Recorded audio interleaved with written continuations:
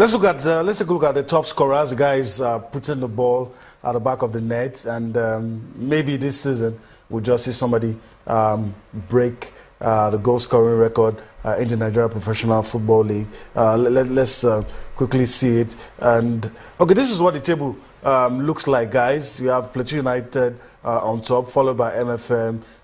Which you told us about how Enyimba are now in the top 3 and just 7 points away from leaders Plateau United, which means there's a lot to fight for.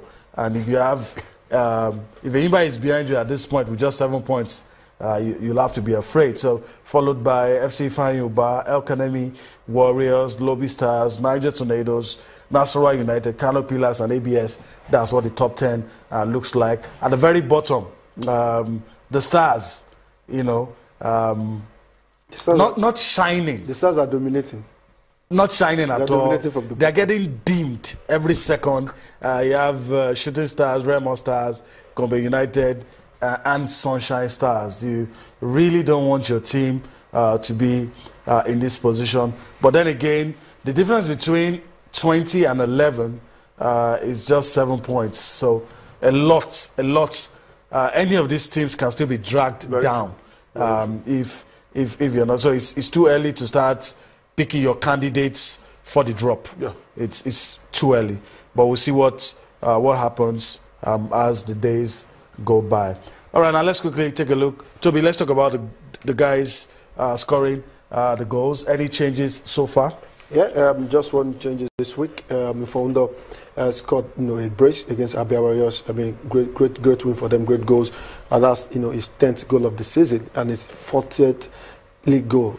I mean, interestingly for Mfaundo. I mean, Stephen Ode still remains the top scorer with 14 goals. Like I said last week, he hasn't scored since March 18 to fight in scoring both. Samuel Matia for Economy Warriors with 11 goals. Sunday Adetunji for Abia Warriors with 11 goals. Mfaundo, like I said earlier, he scored a brace over the weekend to take his goal tally to 10 goals. This season, he plays for Enyimba International. Azan for Akwa United. 10 goals. He hasn't played for a couple of games. Now, hopefully, he will make a return to Akwa United. Anthony Okmotu for Lobby Stars, 10 goals. Adamu Azanasa United, 9 goals. Godwin Obaje, FC Ifeanyi, 9 goals. And then Kingsley. Okay. That should be Kingsley Eduo for Lobby Stars, not Kingsley goals. Kingsley Eduo for Lobby Stars are on 9 goals. Okay. We'll quickly. Okay, that's been done. We'll quickly rectify that. All right, let's leave football and talk administration now. Some will call it politics. There's news hit us today. We were expecting all the elections to be tomorrow, but news hit us today that one was held in Kano. It's laughable, but it opens the back door for a lot of trouble. I don't really know how to explain this. An election was held today. The incumbent president, Tijani Omar, was supposedly elected. Olumide Oyedeji, emerged the vice president. And, we don't really know where this is going to take us to, because, like you said, tomorrow there will be general elections within all the federations. And just today, the minister, admonished the electoral committee to be fair, transparent, and honest. 96-man, committee. For me, I think it's too bogus. Too many cooks spoil the broth. Not good signals, Yemi. What it means is that in the next few months there could be litigations. Yeah. And where it will take our basketball to, I mean, it will not be too palatable. We are talking about the future, stars.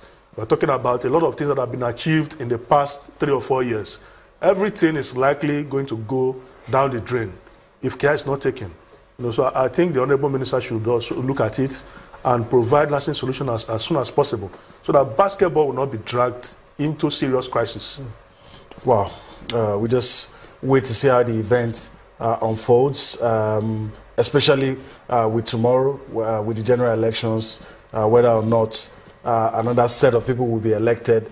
Then it might just lead us to the situation in football some years back. But we're hoping that will not be the case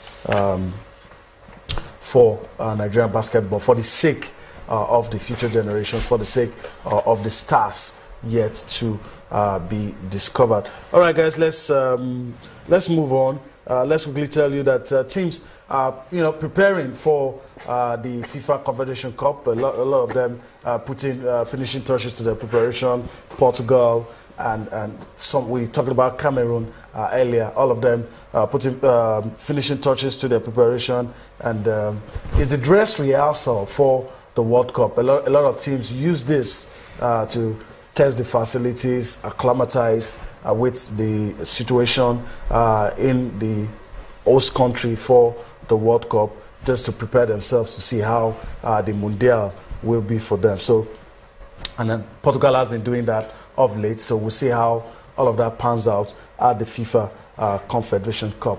Let's go on a quick break. We are going to be wrapping things up after that. But guys, we, like I just said, teams are preparing, and there is one team that has taken a crucial decision as regards how they will play in that competition, and that's Germany. Germany has decided, look, we're going to line up a team for the future. We're going to line up a team for the future. Well, guys, before I allow you to talk about that, let's go on that break that I talked about earlier, and we'll be back for more on Sports Tonight.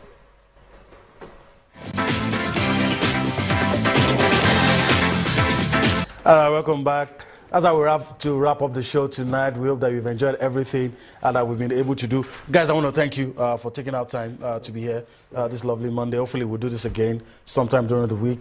And I want to say thank you to you as well for staying tuned. We'll do this again tomorrow. Join us then. Bye-bye now.